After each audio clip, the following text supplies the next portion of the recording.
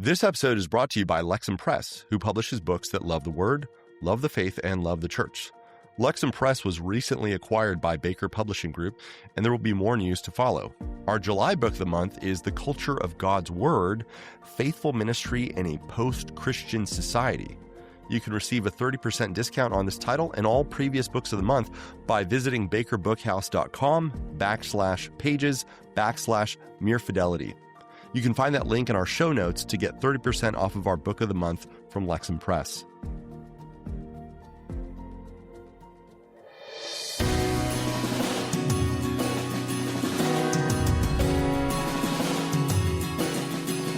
Hello and welcome to Mere Fidelity. My name is Matthew Lee Anderson. I am your host for this episode. I'm joined by the full cast and crew. We're all together. We're also joined by a very special guest. Absolutely delighted to have Yuval Levin on the show. Yuval is the author of the excellent book, The Fractured Republic, which we're going to be talking about. But he's also a fellow at, I'm just going to have a string of my favorites here. He's a fellow at my favorite Washington, D.C. think tank, the Ethics and Public Policy Center. He started my favorite conservative policy journal, which may be the only conservative policy journal. These are a lot of low bars, I have to tell you.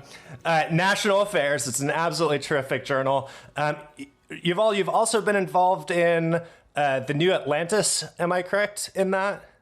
Yes, that's right. I was one of the founders of the New Atlantis about 20 years ago. One of the founders of the New Atlantis, which, if you're looking for excellent reflection on science, technology, and culture, bioethics, the New Atlantis is the place to go. So you've all very excited to have you on the show. Thanks for being here. Love the book. Thank you. Thank you very much. Wow. I appreciate it.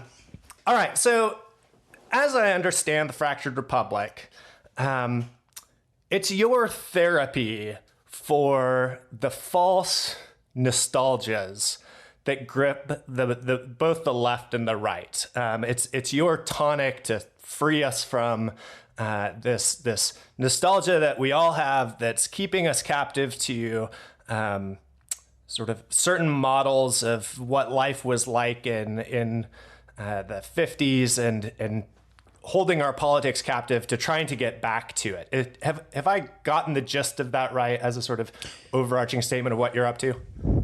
Yeah, I think that's fair as a place to start. You know, it's a book about the intense frustration that is overwhelming our politics now in the United States, but really around the developed world. The sense that our institutions are breaking down, that our society is divided and polarized and just doesn't work like it used to. That frustration is obviously everywhere in our political life. It's impossible to ignore. It was all over the last election.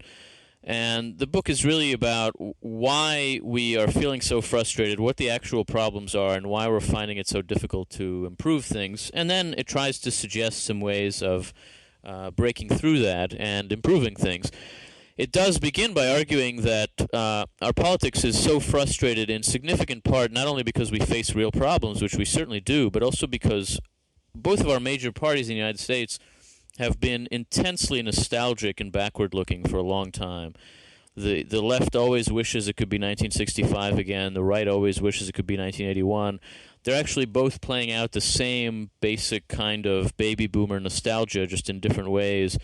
And the power of that nostalgia over our politics is really an extraordinary thing.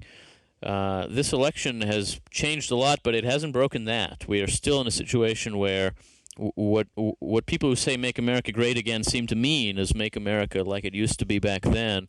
And the book tries to suggest that not only is that not possible, it's also not the right way to think about America's strengths and weaknesses in the 21st century. Yeah, so that's very helpful. I noticed that your response to nostalgia isn't to debunk it, but to try to use it to point to what was good in the respective periods that both the left and the right are pointing to. It seems like, here's my question or my concern. What you go on to do is predominantly economics focused. There are social dimensions to it, but the sense of national cohesion that you identify from the periods that we're looking backwards to, and the sense of sort of economic optimism and mobility. Those are both worthwhile. I think my question is whether or not the economic tonic you supply is sufficient to actually overcome our nostalgia, right? The point that the nostalgia, the society that we look backwards to, was a society where, to pick the cardinal sin, there was significant racial injustice. And absolutely. And I just wonder if, in order to free us from the nostalgia, we actually need more debunking, need more of a kind of lament or penitential period where we would say, there were goods. There was a sense of national cohesion, but it was the wrong kind of national cohesion. It was a national cohesion built on the backs of constituencies who were severely oppressed from it. Does that make sense? Yeah, I mean, there's a lot there. I would say, first of all, I certainly don't think that the fundamental tonic is going to be economic. I don't think economics can ever be sufficient. I don't think that any social problem that's as deeply felt as what we're looking at now could possibly be fundamentally economic. I think that it is fundamentally a problem of the soul, a social problem that is a moral problem that ultimately affects individuals in ways that can only be understood as a problem of the soul. And the characteristic the characteristic pain people feel now is a kind of isolation that's a function of the radical individualism that's characterized our society in recent decades, and that's much more than economic. It certainly has an economic dimension. But there's no question that for a lot of people, the nature of the nostalgia, and really this has to do with the vocabulary of our politics, with the way we think about political questions, it tends to express itself in economic terms. And so you'll hear people say, in the good old days, you used to be able to go downtown and get a factory job and keep it for life. That's certainly one thing people miss about post-war America, or about the sort of half-remembered post-war America that we live with in our imagination.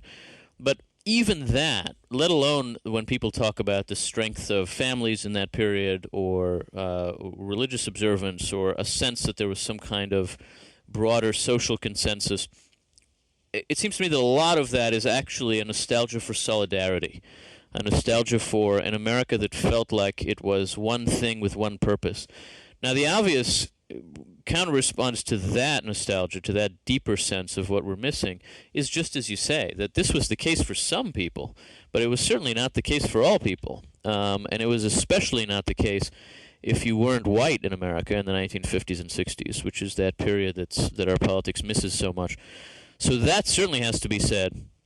I think there's more than that to what we wouldn't want to go back to, honestly. I mean, in a lot of ways, what we miss about that period is that it offered us a stable backdrop for liberalization, right? What we miss about it is not just that it was itself cohesive and stable. What we miss about it is that it was cohesive enough to allow us to liberalize, whether that meant liberalizing economically toward a more market-oriented economy, which is what a lot of people on the right miss about that period, or whether it meant liberalizing socially, that is, the struggle against racism and the fight to liberalize our society, diversify our society. That was made possible by the background cohesion that people miss. And the fact is, that has happened. That liberalization has happened, economic and social, and our society is its product. And the question for us is, how do we now build a path towards solidarity, given the society we are, that is as diverse as it is, that is as liberalized as it is in its culture and in its economy.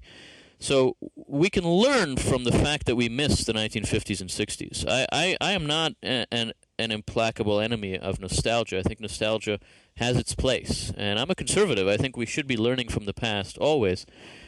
But the particular nostalgia that is so overwhelming now in our politics, which is a baby boomer nostalgia of a very specific sort, I think really is just overpowering, and it creates enormous problems for our politics, to the point that our entire country, our entire political culture, thinks about itself as an aging baby boomer, and it does enormous damage to our country's prospects. Reading your book from the context that I'm in the UK, I was wondering how you'd relate some of your analysis to a broader political situation, because looking at the recent election in the US, there are a lot of things that resonate with the situation here in the UK with the recent Brexit referendum.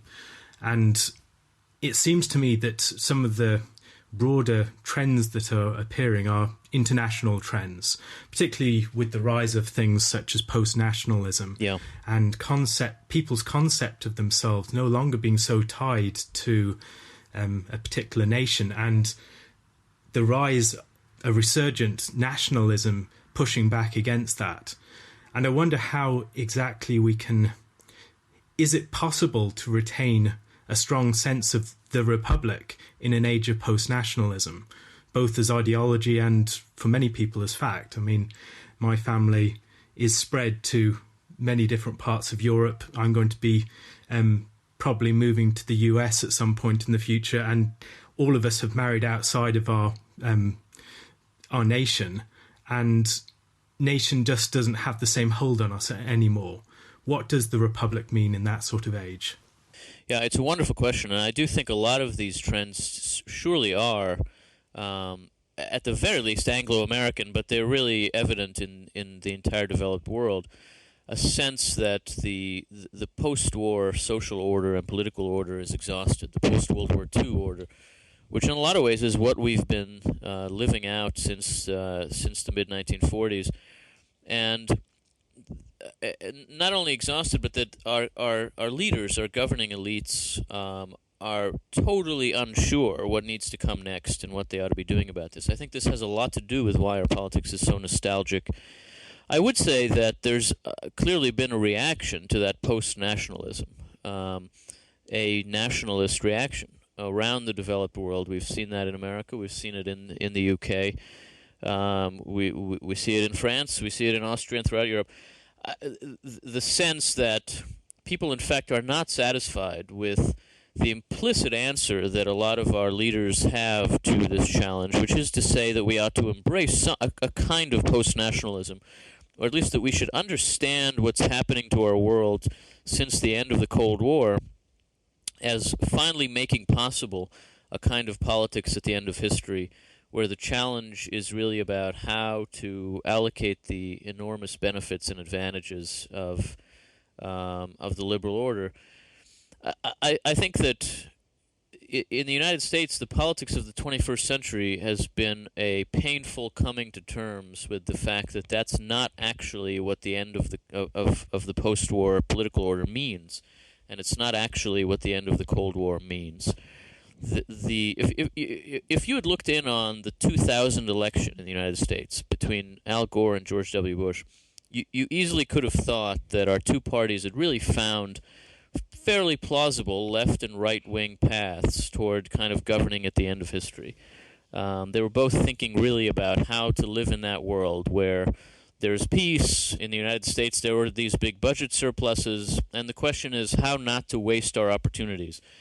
But it became evident very clearly, certainly by September 11th of the following year, but in a lot of ways, not just in terms of global stability, but the economy, the culture, nothing in fact was going that way. History did not end. And instead, the challenge that we've been facing since the beginning of the 21st century is that the end of the post-war order and the end of the Cold War meant not that that nationalism was forever submerged. It meant, in fact, a reemergence, a resurgence of a lot of these long submerged forces: nationalism and populism, ethnic tensions, economic resentments. These actually are the challenges of the post-Cold War world. These are the challenges that have been tormenting the West in the early 21st century.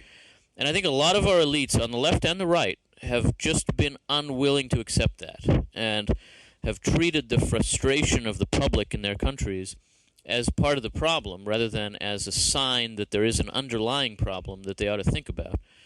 And so they've treated all of the challenges we've faced as challenges to the potential to now live past the end of history instead of clear signs that we do not live beyond the end of history, that we have these very real problems to think about. It seems to me they're coming to terms with that now, gradually. They're being forced to, because the public in the United States and in the UK and in other places has been trying to tell them something they don't want to hear for 15 years. And the politics of telling the public to shut up has reached its limits. That wasn't a winning strategy? Who would have thought it? What's that? Just making jokes over here. That didn't... I had a question on that. So in that vein, post Trump, how do you see that conversation changing in a sense? So the nationalism seems to be back on the menu again. The conversation in the National Review between Rich Lowry and Ramesh Pannu. I always can't get all the names right, but and then you and Ben Shapiro, and how has, in a sense, Trump changed the analysis, either just among the elites, or even just coming off of the analysis of your book, how has that kind of changed the portrait? How does that shift what you see moving forward? Because it in a sense, history hasn't ended, and history just happened. That's right. In a big way. So, so I think that in some respects, what Trump grasped in 2016 was that this unwillingness of leaders in both parties even to see and acknowledge the problems that people are facing had created a huge opportunity to appeal to frustrated voters just by acknowledging their frustration, even without really offering any ways to address it. And in a way, Trump's diagnoses were always more important to his appeal than his prescriptions, which even his biggest fans, I think, never really took very seriously. What he saw was that the kind of fracture and breakdown of consensus and fragmentation that I try to get at in the book, and that has really been a defining feature of American life now for several decades, that fracture had created a powerful alienation in our politics that could be an enormously powerful political force, and that identifying with alienated voters could matter even more than offering those voters concrete answers to their worries. So my book was written before Trump, in a sense. I mean, it was finished just at the beginning of 2016, and so it offers a diagnosis of what I think ended up being the kinds of problems that Trump was able to channel and to draw on. But I certainly didn't see the potential of sheer alienation as a political force in a way that Trump clearly did understand. I think that's one thing we learned in the past year, is the power of alienation. We think of alienation as it's something we tend to associate conceptually with the political left, even maybe with a certain strand of Marxism. But that doesn't have to be what alienation is. Alienation is a sense that the social order that you're part of is distant and incomprehensible and fraudulent and remote. That you're apathetic toward it. You find it at least boring, and maybe you're hostile to it. That's the attitude that Trump and a lot of his early supporters very frequently voiced about America in 2016. And it was an attitude that a lot of the people who follow politics had a lot of trouble sort of getting our arms around, because it isn't actually a very common feature of American politics. But it is now very powerful, and I think that both Trump and, on the left, Bernie Sanders appeal to that in a big way, and they both did extremely well. Sanders won 43% of the vote in the Democratic primaries, Trump won 45% of the vote in the Republican primaries, and then beat the candidate of the status quo in the general election. And one lesson we have to draw from this year is about the power of alienation. The other lesson for me from this year, the other lesson I would now add to the book if I were writing the book now, is that the forces driving our politics now are not just alienation. That's a negative force. That's a dangerous force. But there's also a very, very powerful desire for solidarity in American politics, and I think you see this again around the West. and that desire, it's inchoate, and the parties channel it in ways that are undeveloped and so can be dark and problematic. But that desire, the underlying desire, is a good thing. People are not, in fact, satisfied with division and fragmentation and fracture. People are really looking for some language of solidarity in politics. They were very dissatisfied this year with the language of liberty and prosperity, which in different ways is what the left and the right tried to offer them. And instead, voters went after these people who, in very undeveloped ways, but still in pretty clear ways, offered them some form of solidarity, some idea of unity, which they were in neither case were they forms of it that I was happy with. But the fact of the desire is something we have to be attentive to. I think on the whole, that desire is a good thing. Yuval, can I ask on that, the solidarity, the sense of solidarity and cohesion, you earlier described it, and you describe it in the book as a kind of background for liberalization, as providing a stabilizing force so that the liberalization of the 60s and so on could happen. I wonder if you think that these sort of competing forces towards solidarity and towards liberalization are in tension. Is it possible for them to be held together, or does the sort of nationalism that might animate a real sense of solidarity just stand in sort of insurmountable opposition to the kind of liberalization that our society has generally become comfortable with and seems to like a lot? Yeah. Well, that tension is definitely a reality. I think that tension is the life of the West in our time, and in some ways that tension has been the life of the West since the Age of Revolution, since the end of the 18th century. In different ways, there's been a tugging back and forth between this desire for some form of solidarity and a desire for some form of liberalization. And you can see it in the histories of the various Western countries, a kind of back and forth. The United States has been fortunate in that it hasn't gone to the extreme in either direction, in a way that some in Europe have. And I would say that's true that's true more generally. By the way, the United States has always managed to have more moderate forms of Europe's problems, and we've been very lucky that way. But I do think that that we're living in a moment now where that challenge is especially clear, where we can see the tension between liberalization, both cultural and economic, and solidarity. And in a funny way, the left and right, certainly in American politics, each kind of pick half the story to tell and describe that as the whole story, so that on the right, it wouldn't strike people as strange at all to say that that cultural liberalization through immigration, through cultural change, through secularization is a problem for our society, and we need to respond to it by a kind of reversion to tradition and to forms of national unity. On the left, it wouldn't surprise anybody to say that economic liberalization is divisive and creates polarization and creates inequality, and we have to respond to it by reversion to some forms of economic solidarity. And yet, neither side accepts the other half of that. On the right, the economic argument is totally unacceptable. The notion that there need to be limits on markets in order to preserve national cohesion. On the left, similarly, the idea that our culture is changing too fast is taken to be just a form of bigotry now.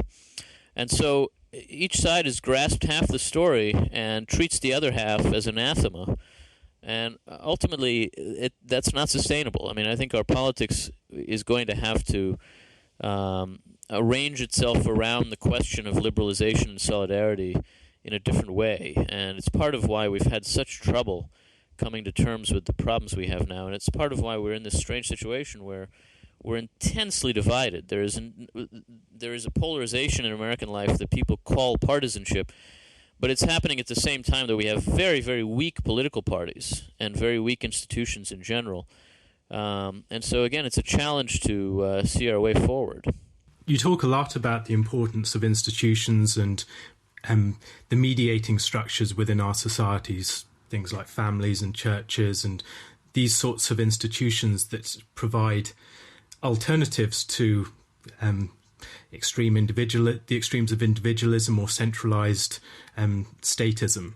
And I was wondering, is it possible to have strong mediating institutions in an age where increasingly our technological and infrastructure and all these other factors have prevented these institutions from exerting the same sort of consolidating pull that they once did? So, for instance, the fact that we can easily opt out of going to one church and just drive to the next town, or we can detach ourselves from our immediate local community and connect to people online.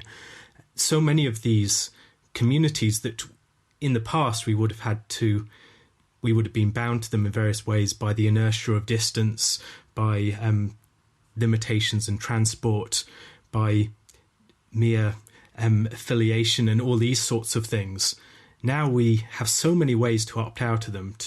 We're moving from place to place. We're no longer forming the attachments that we once did within our local communities. Most of us will many of us will marry outside of our local communities, and the attachments that creates are very different in character. So how could we form these strong mediating institutions in the context of high mobility society where there is mass communication and it's very hard to form anything that sticks? It seems very fluid. Yeah, it's a great question, because this really gets to the core of the problem that I think was also at the heart of the previous question. In a sense, the solution to the tension between liberalization and cohesion, to me at least, and this is very much the argument of the book, can be found by redirecting ourselves more to these mediating institutions, by thinking more locally as a way to turn down the temperature of huge national debates that can't really be resolved in the forms they now take, and instead to try to solve problems at a more interpersonal level, where you actually see other human beings eye to eye, where you don't have to settle problems theoretically before you can settle them practically. And so it becomes much more easy to actually address concrete human problems. But as you say, those communities are not just sitting there waiting for us to come back to them. The ways in which modern life is different and is continuing to change are enormous problems for any kind of reversion to local community or to mediating institutions. And that problem is especially defined in just the way you suggest, which is that we have so much choice now that in order for us to return to these mediating institutions, from the family to the community to religious and civic institutions, to local government and local politics, to educational institutions that can shape our character, we would return to these if we chose to. The challenge is that we have to want them first. And that's a challenge because there are a lot of other things competing for our desire and for our time and for our attention. And so we really have to understand the problem we face as a problem that calls for a return to these institutions and a reinvigoration of these institutions. There's a way that public policy can help there if more of it were channeled through some of these civic and religious and local institutions, but that's a limited solution. Ultimately, the only way to really revive the mediating institutions is to want to, and that's why you have to persuade people that those institutions have something to offer, and that community as community, not just as a platform for personal expression, which is what the things we call communities online really are at the end of the day, but rather as a set of institutions that shape us, that form us, that we need those in order to be free and in order to be happy. I think people may be open to that argument because a lot of us know that we don't have what we need to be happy and to be complete. And so we're open. We're asking the question, what do we need? What are we missing? It seems to me that the case for community as an answer to that question is very strong, but it has to be made, and it has to be persuasive, and it has to be attractive. It is an enormous challenge. It is. There's an inclination among people who tend to a kind of communitarianism to think that if only we take away the obstacles to it, if only we remove that centralizing government that pulls us out, then all those institutions that live in our imagination would just be there for us to walk into. But it's going to take a lot more work than that. So I have a question. I think the only one here is a sort of full-time pastor, but I'm just fascinated because obviously I came across the book. I think the reason I picked up the book in the first place was because I'd seen an application of it to local church life, and I thought, that's a really interesting concept that someone's talking about mediating institutions, and it obviously sounded to me like a very Christian presentation. And then as I started reading it, I realized actually this isn't an explicitly Christian thing at all. This is this is being pitched at a more abstract level, but obviously local churches and synagogues and mosques and the like are the most obvious way in which that's applied. I'm curious, when I know you give a number of examples of secular mediating institutions, or at least theoretically secular institutions as well in the book. Right.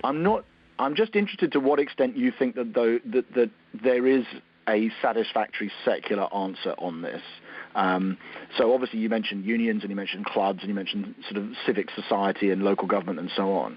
But in terms of the sense of the community and the resolution of the issues of loneliness and intergenerational connection and lots of the other things, that it would seem to me that theistic solutions or religious solutions certainly in Europe and America at the moment are far more effective at providing that sort of mediating institutional function than the secular equivalents that I'm aware of. Do you think that you are making an implicitly religious case or when it comes to the institutions, or do you think actually no, it just happens at the moment those institutions are doing that reasonably well, but there's no reason at all why we couldn't have the same to be true of a union or a working man's club or whatever it might be? Yeah, I think that because the problem is multifaceted, it would take different kinds of institutions. Some facets of the problem really are social and political, in the sense that the space between the individual and the state is just too empty, and it's very difficult for citizens to form the habits that are required just for being good citizens in a free society.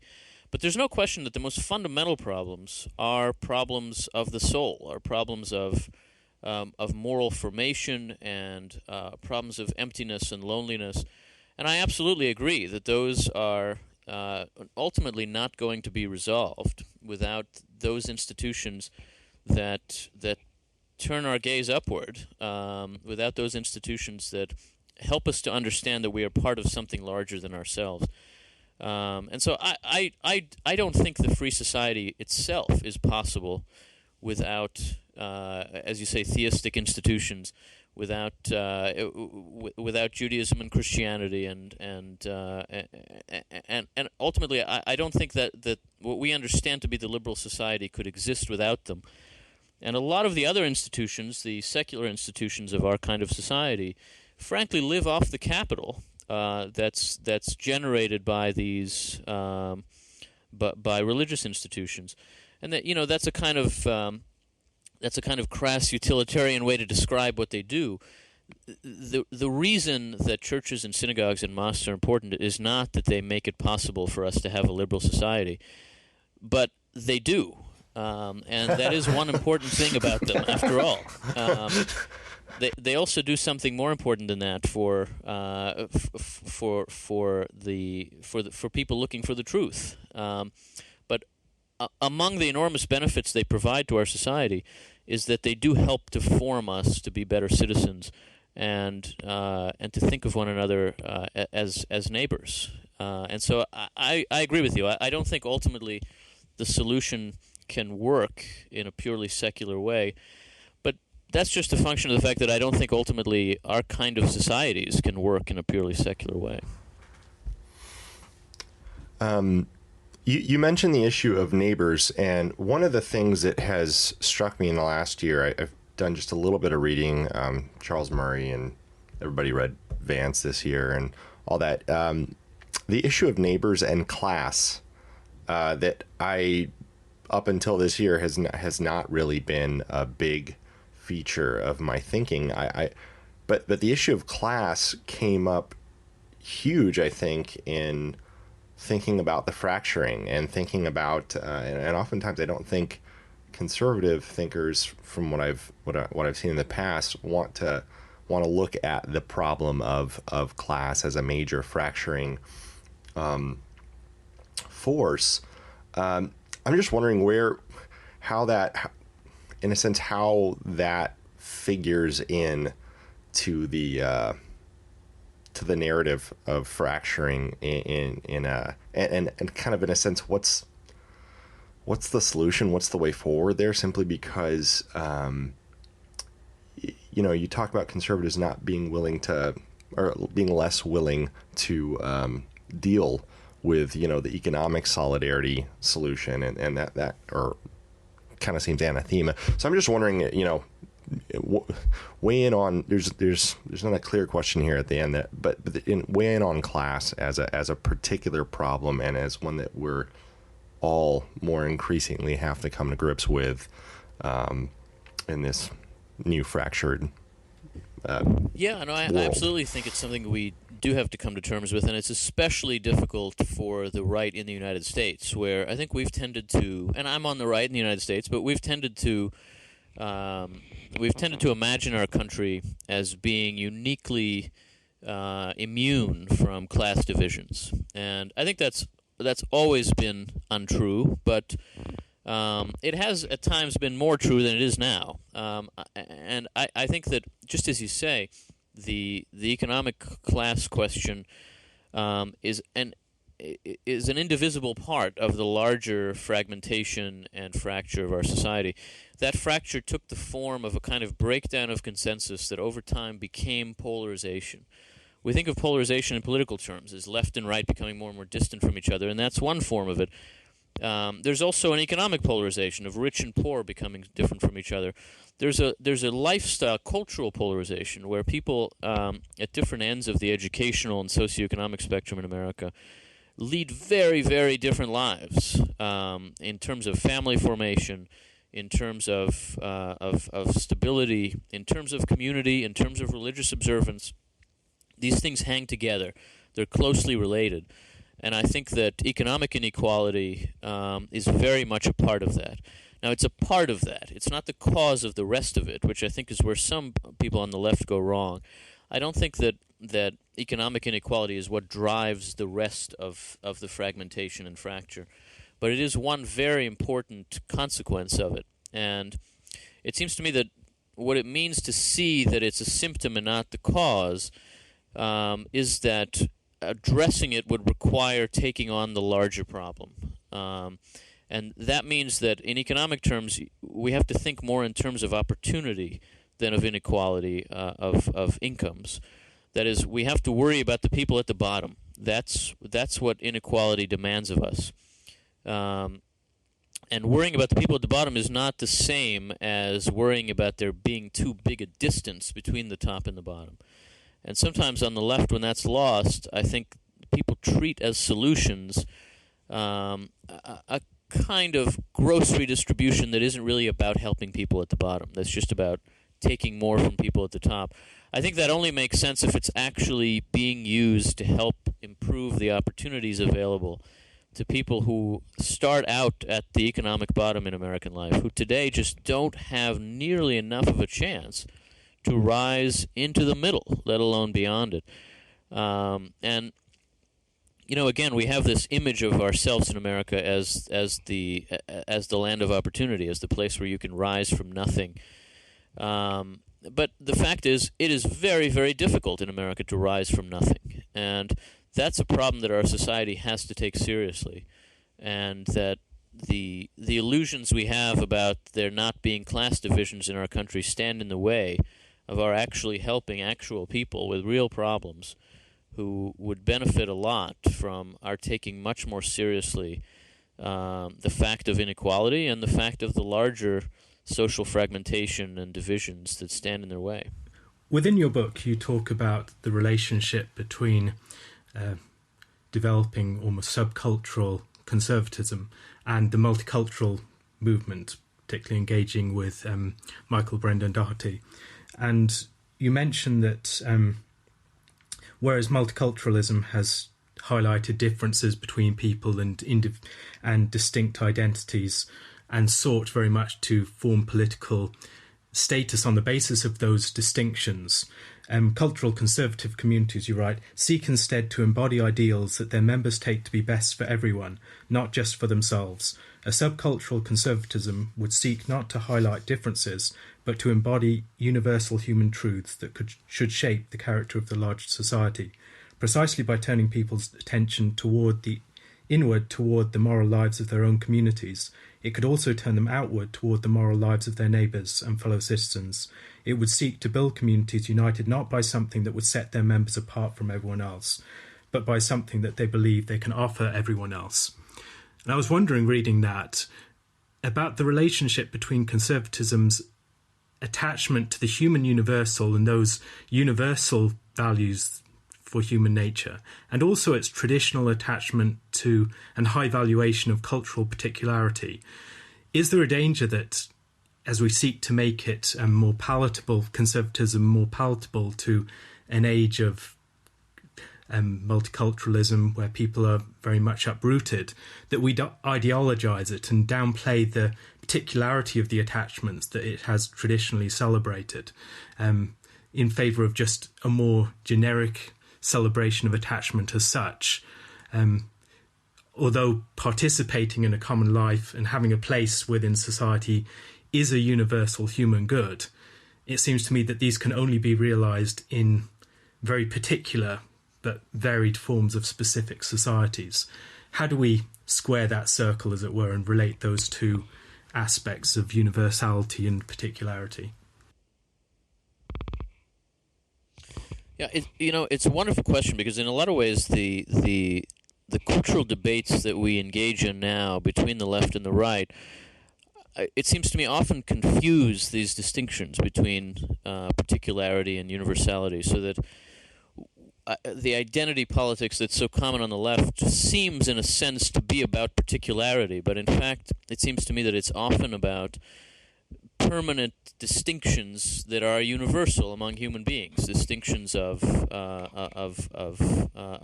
race and sex, and that those are celebrated in a way that is actually, in a sense, universal. Those are things that are human, that connect us all. Whereas on the right, what you find is an inclination to think in terms of particularity that's always been part of conservatism, and that ought to be, but that in fact involves various particular ways to advance universal goods, especially through religious communities.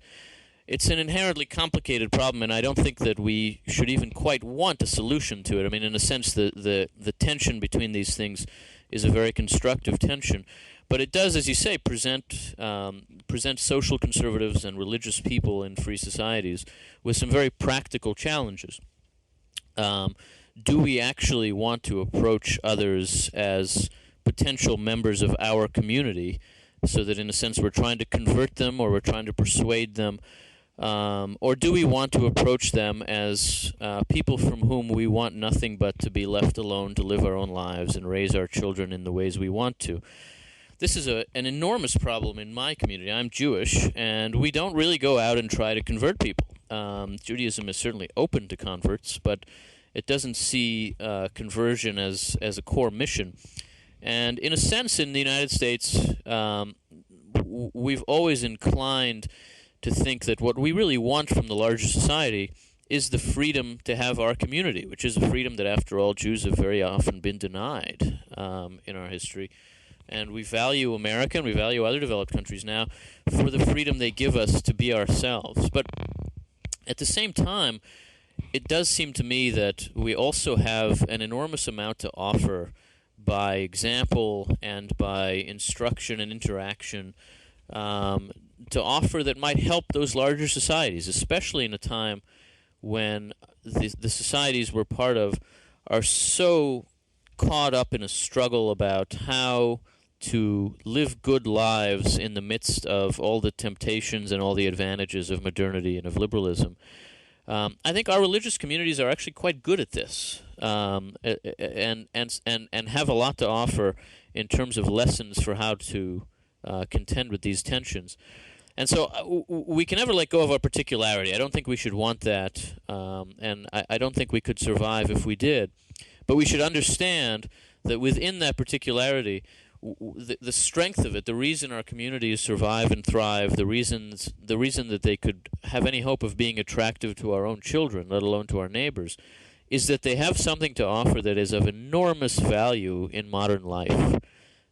It's not simply a kind of a set of roots that leads into an ancient tradition that's deep beneath the ground and doesn't have much to give us now. It has a huge amount to give us now in terms of how to form people who are capable of being virtuous people in the modern world. And so I think we shouldn't hide our light under a bushel, and we should think about what it is we have to offer the larger society. But as you say, never letting go of the particularity, the reasons why what is ours is ours. That has a lot to do with why we love what's ours, after all. Yuval, when I think about your book and your project, the emphasis on mediating institutions and those sorts of dimensions, it struck me in reading it that one demographic that I think it would resonate with enormously would be lower class Black communities, where even though you have significant breakdown of family life, they also have really deep social bonds. The social networks within lower class Black communities are really incredible. The kind of social capital that gets shared between people in order to help each other out. There's an astonishing sense of neighborliness that I think really your approach to things would really resonate with. As you think about sort of the demographic, the constituents that might take what you're saying and find something to latch onto, is there hope for a conservative movement sort of reaching out and sort of breaking some of the racial lines that it's been predominantly captive to for the last 30, 40 years? Are there constituencies out there that you think are overlooked among conservatives that would expand the sales pitch, as it were, to show that being a conservative means something more than being a Reaganite on economics? Yeah. Well, obviously, I certainly hope so, and I do think so. I think it would require it would require an approach that doesn't insist on this being conservatism. I think that, just as you say, there's an enormous amount in common between this way of thinking about how to solve problems and what you find on the ground in places that actually confront serious social problems. And, there's a way in which people are never satisfied with brokenness. They're always looking for a way to heal what's broken. And so when we think about what our society needs, we have to adopt a kind of sociology of success and ask ourselves, where are there examples of people who are able to rise up from impossible circumstances, of communities that have found some way to revive themselves after dealing with the kinds of terrible circumstances that more and more American communities find themselves facing. And we have to be open to examples of success that are small examples, that are modest examples that we might learn from. And as you say, I do think there's a lot of that to be found in the Black community in America. It's one of the reasons why I had such a problem with the way that Donald Trump spoke about the Black community in the course of the election, which was all about carnage and destruction and people being shot in the streets. That's not only not true, it blinds you to a lot of what's really going on the ground in communities that have faced some of the worst social circumstances in our country. And so I think that we who think about mediating institutions have a lot to learn from those communities, and I think that we also have a lot in common with people in those communities who are trying to solve problems. I don't think it makes sense to try to approach the work of finding common ground by saying you too can be a conservative. And we also can't deny that there are a lot of people on the right who want to treat the race question as a thing of the past. Not out of malevolence, but out of a genuine belief that it isn't something we need to worry about anymore, which just isn't true. And so that does stand in the way of a lot of outreach and a lot of finding common ground. Finding common ground just means putting aside some of what you're trying to achieve for the sake of achieving something together. And I think in this arena, that would mean not exactly going out and looking for conservatives. It would mean going out and looking for instances, examples of people searching for the same thing we're searching for. And if we find it together, then it'll be a lot easier to then also think about its implications for politics. But we have to start on the ground level. I think that's a terrific answer. Yuval, you've been very generous with your time. We're very grateful. One final question for you. Prognosticate a little bit for us. You mentioned sort of how Donald Trump spoke about race and how problematic that was. Is there hope for your sort of vision within a Trumpian administration? Or is the conservative movement up to overcoming its own internal fractures and divisions and addressing seriously some of the problems that you've named in the way that I think you're addressing them? Well, it's very hard to know. After this year, when you're asked to prognosticate, the only answer to give is, I have no idea. Clearly, anything is possible. But since you're asking me, look, I think it's hard to say what is and isn't possible in the Trump years, which are only beginning.